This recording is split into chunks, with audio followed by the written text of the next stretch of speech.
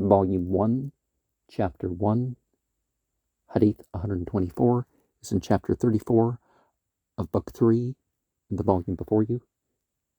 Narrated Ubay bin Ka'ab.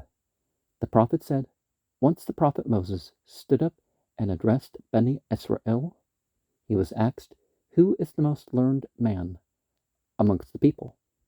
He said, I am the most learned.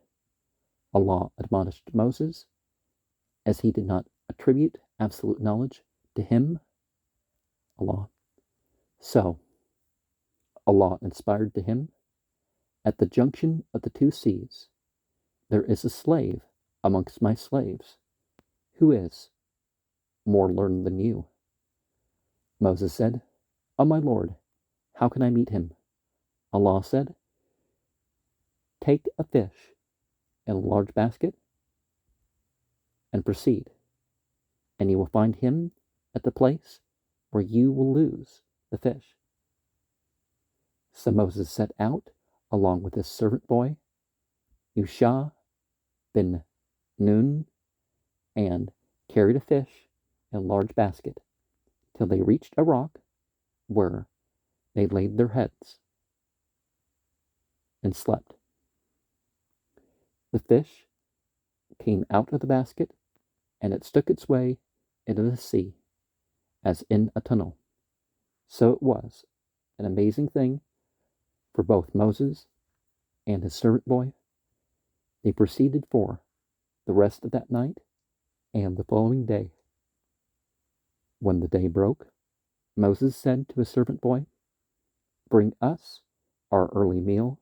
No doubt we have suffered much fatigue in this journey. Moses did not get tired till he passed the place about which he was told. There, their servant boy told Moses, do you remember when we betook ourselves to the rock, and I indeed forgot the fish? Moses remarked, that is what we have been seeking. So they went back, retracing their footsteps, till they reached the rock. There they saw a man covered with the garment, or covering himself with his own garment. Moses greeted him. Al-Qatr replied, saying, how do people greet each other in your land?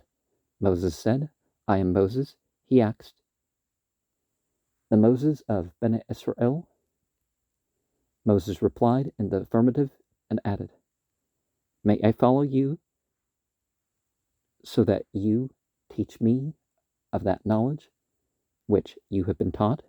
Al-Qatr replied, verily, you will not be able to remain patient with me, O Moses. I have some of the knowledge of the law which he has taught me, and which you do not know, while you have some knowledge which Allah has taught you, which I do not know. Moses said, Allah willing, you will find me patient, and I will not disobey you in aught. So both of them set out, walking along the seashore. As they did not have a boat, in the meantime a boat passed by them, and they requested the crew of the boat to take them on board. The crew recognized Al-Qatr and took them on board without fare.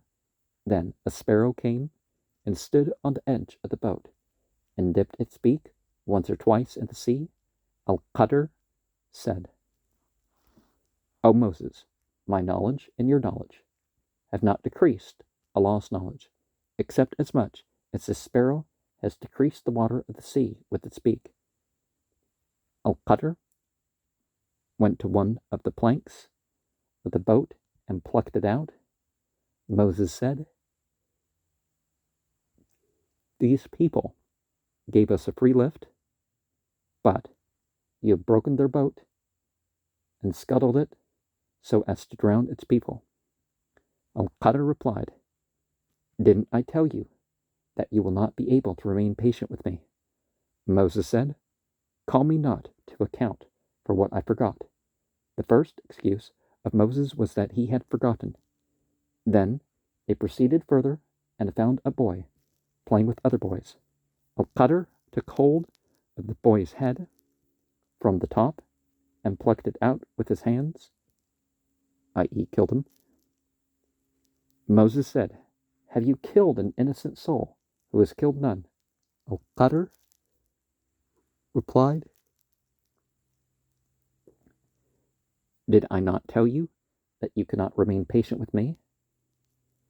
Then they both proceeded to when they came to the people of a town, they asked them for food, but they refused to entertain them. Then they found there a wall on the point of collapsing. Al-Qadr repaired it with his own hands. Moses said, "If you had wished, surely you could have taken wages for it." Al-Qadr replied, "This is the parting between you and me." The Prophet added, "May Allah be merciful to Moses. Would that he could have been more patient to learn more about his story with Al-Qadr." And while this is literally believed, there are lessons other than just the literal words for us to take into effect. And no, this is not a proof that when you take a spiritual master, you should just believe and obey whatever they tell you and go along your way. That's the Pauline approach to government, or for a wife or a slave or whatever, but it doesn't extend into that sphere.